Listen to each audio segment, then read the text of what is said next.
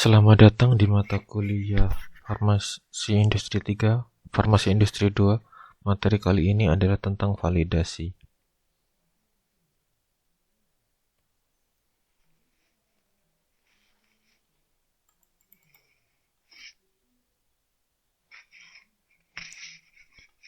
Yang kita pelajari adalah tentang untuk persyaratannya untuk selalu menjaga jaminan mutu produk, dan persyaratan CPOB adalah validasi dan stabilitas. Oleh sebab itu, kita harus melakukan validasi dari prosesnya dan alatnya selalu kita kualifikasi dan terkalibrasi. Lalu, dengan untuk membuat persyaratan registrasi, ini kita perlu data untuk pembuktian mutu, keamanan, dan khasiat. Dokumennya adalah validasi proses, validasi metode, analisa, dan uji stabilitas. Untuk validasi proses produksi ada protokol validasi.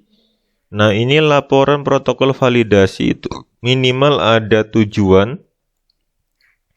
Ruang lingkupnya, tujuannya itu untuk memastikan bahwa proses tersebut menggunakan formula dan tahapan yang telah ditetapkan untuk menghasilkan produk yang sesuai spesifikasi dengan konsisten. Ingat, ini ada kata konsisten.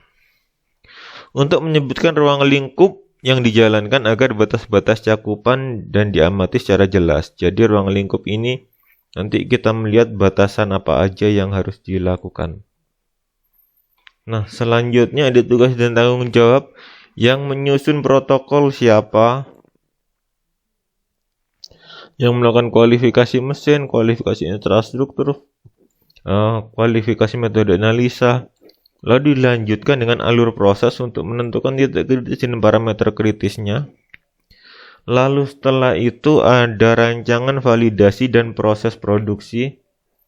Ini berisi uraian rencana validasi yang dilakukan.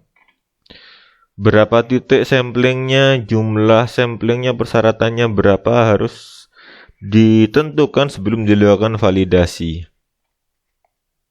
Misal apabila kita melakukan kualifikasi ruang proses produksi, semua protap atau SOP atau work instruction yang terkait dari verifikasi dokumen. Ingat, pada pertemuan pertama kita sudah bahas hierarki dokumen. Yang pertama itu adalah yang paling dasar itu work instruction. Selanjutnya ada SOP atau protap. Yang paling puncak adalah dokumen dari GMP. Untuk kriteria penerimaan hasil, menyebutkan bahwa kriteria hasil yang diperoleh pada parameter kritis yang sudah ditetapkan, misal homogenitas pencampurannya gimana, keseragaman kandungannya gimana. Lalu data hasil pengamatan menguraikan hasil dan parameter yang diamati. Hasil dibuat dalam lembar kerja yang sesuai. Selanjutnya dianalisa data, menguraikan data dan dilakukan menggunakan metode statistik yang sesuai. Misal, kalau misalkan kita menggunakan validasi proses, yang digunakan biasanya adalah CP/CPK.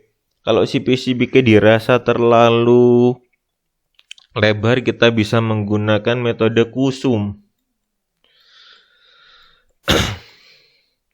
Nanti metode kusum ini diderivatisasi lagi akan menjadi multiple linear regresi kusum.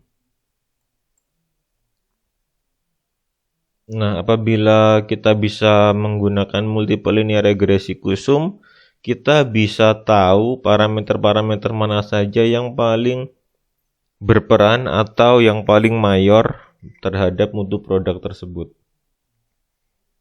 Lalu selanjutnya ada kesimpulan. Kesimpulan menguraikan dari pelaksanaan proses validasi sesuai dengan analisa yang dilakukan. Rekomendasi hasilnya gimana. Lalu pengesahan itu merupakan persetujuan dari laporan proses yang sudah dilakukan. Nah, tahapan validasi yang pertama ini apabila ada sejarah perkembangan produk, ada teknologi, ada pengembangan proses. Lalu berdasarkan proyek selalu ada fasilitas, perlengkapan dan peralatannya. Lalu kita lakukan VMP, Value Map Stream, Value Map. Nah, terus setelah itu kita lakukan proses yang berhubungan, gimana prosesnya, penyimpanannya, pengamanannya, pengerjaannya, transportasinya, samplingnya. Yang dilakukan pemeriksaan adalah produk, bahan baku, dan validasi pembersihan. Lalu setelah itu ada sejarah perkembangan produknya gimana, apakah ada deviasi atau gimana. Lalu cleaning validasinya. Lalu setelah semua selesai penanganan laporan, kesimpulannya validasi, dan ingat selalu ada life cycle. Life cycle-nya pada stabilitas, pengawasan pada perubahan, rekualifikasi, revalidasi, dan decommissioning. Oke, terima kasih. Jangan lupa cuci tangan.